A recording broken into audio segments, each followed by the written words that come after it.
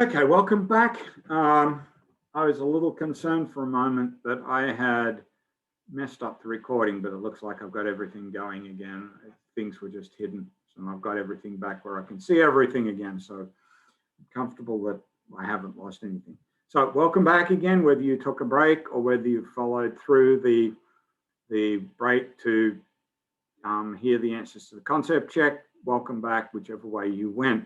So let's quickly go over the concept check questions so that we can move on. So which color or colors of light is or are least effective at driving photosynthesis? Well, the answer, of course, is green. Green is the one that is not absorbed, it's reflected. That's why we see leaves as green. And that's because the chlorophylls absorb the violet and the blue and the red portions of the spectrum, but reject the green. What is the initial electron donor in the light reactions? Well, of course, that is water. Through the water splitting complex, they split water into hydrogen ions, oxygen, and the electrons are what are passed on into the electron transport chain via the photosystems. Where do these electrons eventually wind up? Well, ultimately, they wind up in NADP+, and are used to reduce it to NADPH. Of course, if we really want to know where those electrons are going to wind up, well, they're going to be used to reduce carbon dioxide to glucose, or to sugar.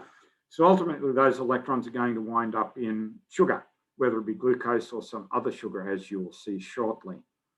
So depending on how you want to answer that question, you could say that they wind up in NADPH if you're thinking in terms of the light reactions, which we are thinking about with this question right now. But ultimately, those electrons are going to be used to reduce carbon dioxide to sugars. That's in the Calvin cycle. So that's where we need to go next, onwards and upwards. So the Calvin cycle is going to utilize the energy from the light reactions, and we recognize three different phases within the Calvin cycle. The first is called carbon fixation, which is binding CO2 to a receptor molecule.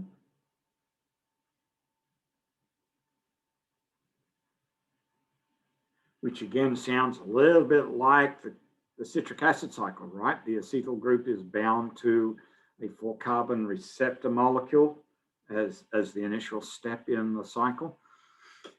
There's a lot of similarity here. Reduction, which uses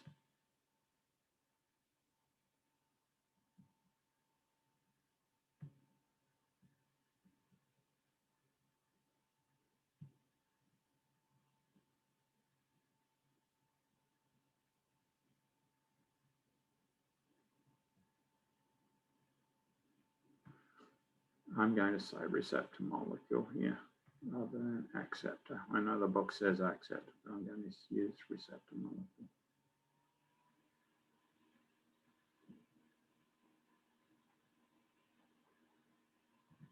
Now, the next diagram, which comes out of the textbook, you can learn this if you wish.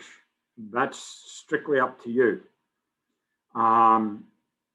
Is it important for you to know the names? I'll leave that up to you. I personally don't really want you to know much of the names other than G3P and RUBP and Rubisco, the 3-phosphoglycerate, 1,3-bisphosphoglycerate, not important. Knowing G3P as the primary product, that is important. Knowing RUBP as the carbon dioxide receptor, that is important.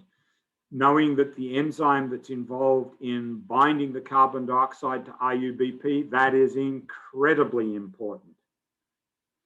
In terms of knowing where the ATP and the NADPH are used, that is kind of important as well. But learning this diagram in this level of detail, not so important.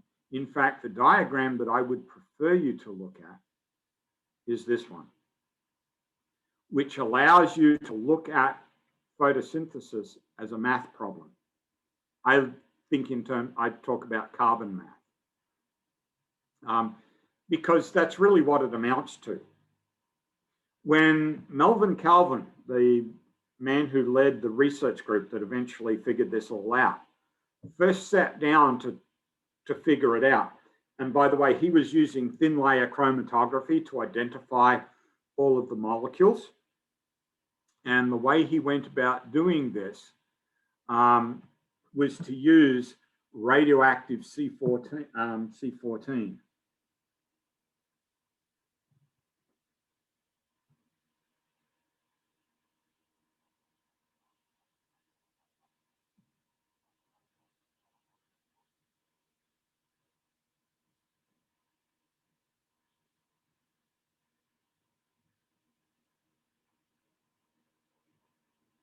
That's going to be really horrible, and you're not going to be able to read that. If I can do this a little neater.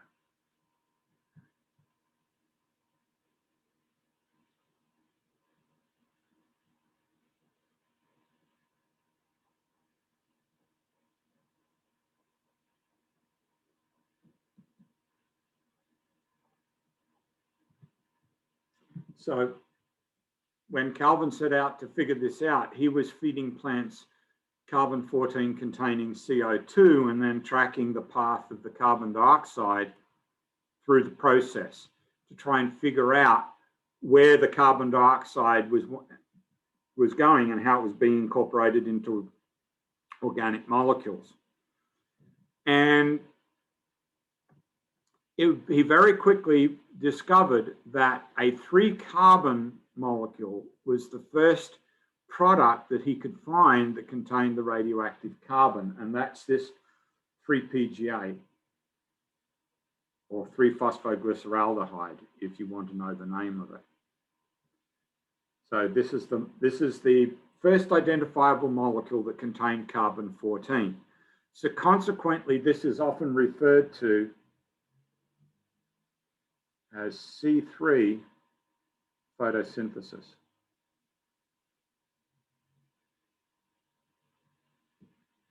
As a result, because the first identifiable organic molecule that contained carbon from carbon dioxide was this 3-carbon molecule, the 3-PGA.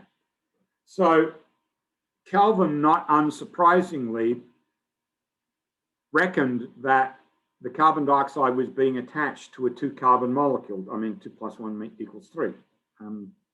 Obvious solution. And he looked for a 2-carbon molecule that the carbon dioxide was being added to and never found one because one doesn't exist. And this was because of a fundamental issue with the math. Yes, 1 + 2 does equal 3, but there are a number of ways mathematically to arrive at an answer of 3. And it turns out that the carbon math of plants is not 1 + 2 = 3, but 5 + 1 divided by 2 = 3. And so the receptor molecule, as Calvin would ultimately discover, is a 5-carbon sugar called IUBP. That's the abbreviation. The full name is ribulose bisphosphate. IUBP is good enough as far as we're concerned. And it's a 5-carbon sugar. The bis means that there are 2 phosphates attached to it. And that will become relevant a little bit later.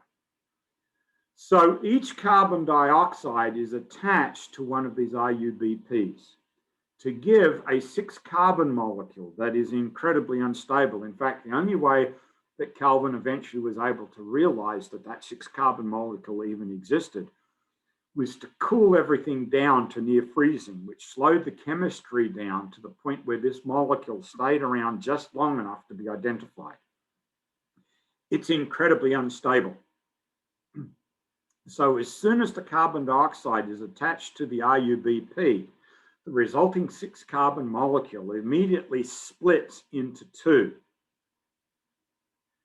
And so you go from a 6-carbon molecule to 2 3-carbon molecules, essentially instantaneously.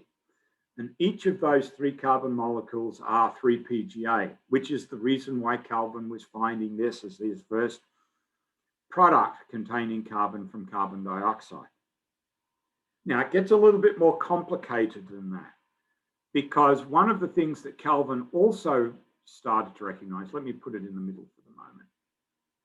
One of the things that Kelvin also started to recognize was that the direct product of whatever was going on, because you didn't know that it was a cycle just yet, whatever was going on was producing G3Ps, glyceraldehyde 3-phosphate. Now, if that sounds familiar to you, great, because that's an intermediate in glycolysis. It's one of the two molecules that fructose is split into as part of glycolysis. So the glucose is converted to fructose, which is split into G3P and an accompanying sugar, DHAP.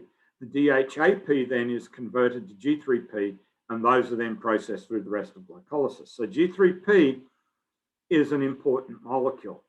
It is the direct product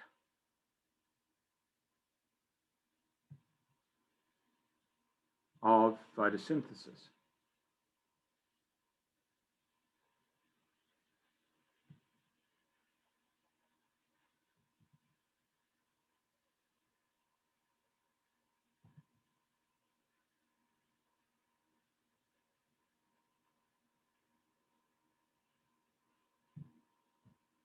So if we're making G3P as the direct product of photosynthesis, and G3P is a 3-carbon molecule that we're going to take out, just as we saw in the citric acid cycle, whatever you take out, you have to replace in order for the cycle to continue. If we're going to take out a G3P with 3 carbons in it, then we're going to have to replace those 3 carbons. And so each of those carbons is replaced by a carbon dioxide. But given that each carbon dioxide needs an RUBP to attach to, it becomes a little bit more complicated. We need 3 RUBPs to act as receptors for the 3 carbon dioxides that are going to replace the G3P and the 3 carbons that it represents. So that's why we start off at the top here with 3 5-carbon molecules. These are our 3 RUBPs. And our 3 carbon dioxides coming in as our replacement for the G3P that we're going to remove, giving rise to our 3 unstable 6-carbon molecules as a consequence of that process. Now, the binding of carbon dioxide to RUBP is actually a spontaneous reaction. The carbon dioxide will spontaneously bind to RUBP. But because this is such a key step, remember, as I said at the beginning, every carbon that is part of your body, that has ever been part of your body, that will ever be part of your body, while ever you are alive, has passed through this process. Just let that sink in for a minute. Every carbon in every organic molecule in your body that has ever been part of your body, that will ever be part of your body, that has ever been part of life in essence, has come through this step. You can't leave this to chance. And in nature, nothing is left to chance. And so an enzyme is involved. And the enzyme is abbreviated Rubisca. Now, I could write out the full name for you on the slide, but I'm not going to. I'm going to give you the name twice as a consequence of our discussion here. And I'm about to give it to you once. And once I've given it to you once, you'll understand why I'm only ever going to give it to you twice. So the full name of this enzyme is ribulose bisphosphate carboxylase / oxygenase. I like Rubisca. Don't know about you, but I like Rubisca. What we're talking about here is the carboxylase activity. So let me put that in here.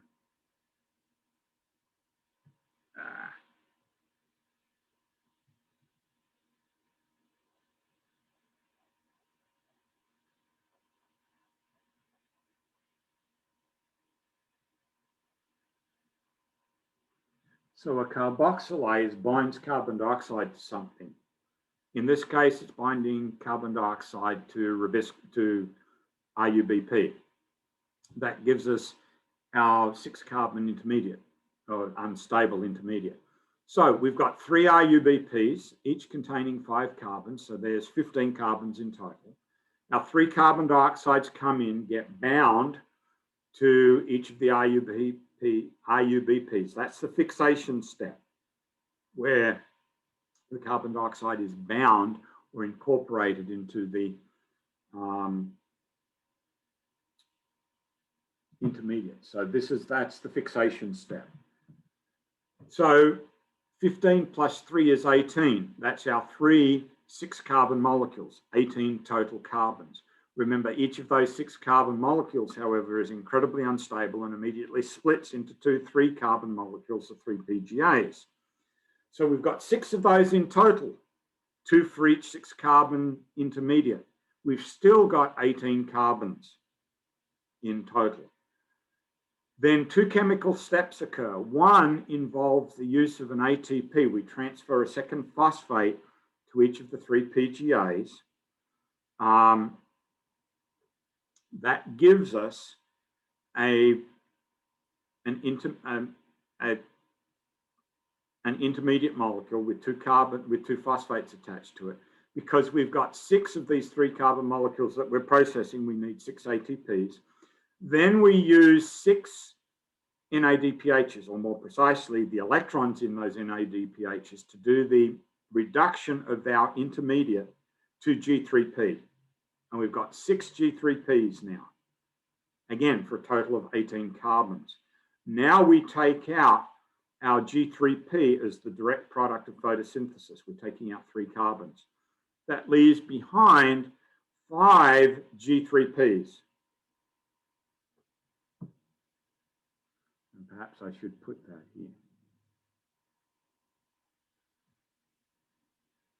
Never thought to put that into the diagram, but perhaps I should add that in there. That these 5 3-carbon molecules are actually G3Ps.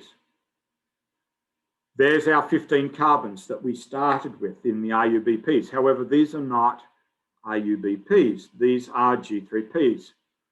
So a series of chemical steps reconstructs the 5-carbon RUBPs from the G3Ps. And we know what those steps are, and we could put them in here. Again, it's just a math problem, and it's kind of cool to see how it plays out as a math problem, but it works.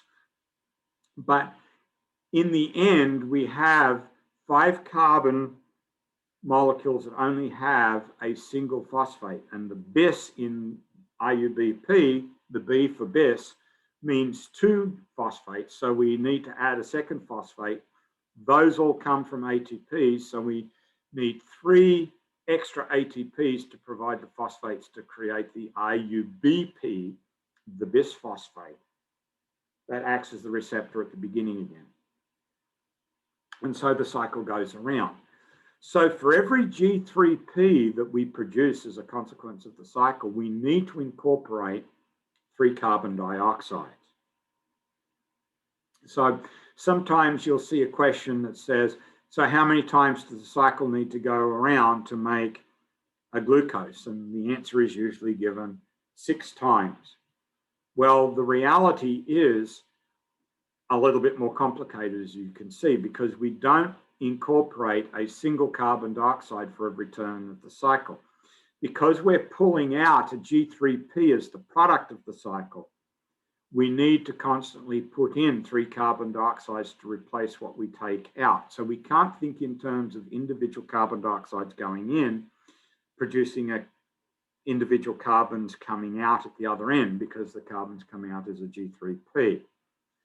So it's a little bit more complicated than saying the cycle goes around 6 times to produce a glucose molecule. So I don't like to ask those sorts of questions if I can avoid it,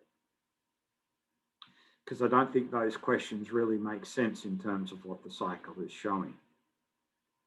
But this is the basic way in which a plant goes about fixing carbon dioxide, reducing the resulting product of the 3 carbon molecules of the resulting product to give us the G3P.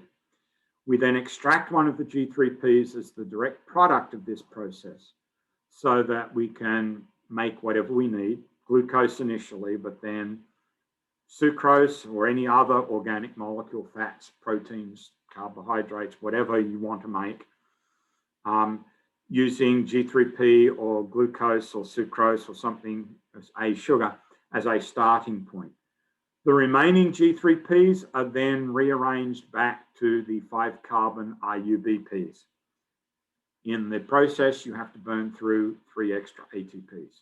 This is the Calvin cycle. This is how I would like you to learn it, as a math problem, as a simplified process. And of course, you can download this slide as part of the presentation slides that are available for download. So if you want a copy of this slide, you can get that way.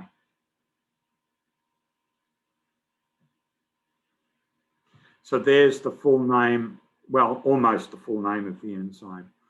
So it's ribulose bisphosphate carboxylase oxygenase. I am going to give it to you one more time. So I'm going to give it to you 3 times.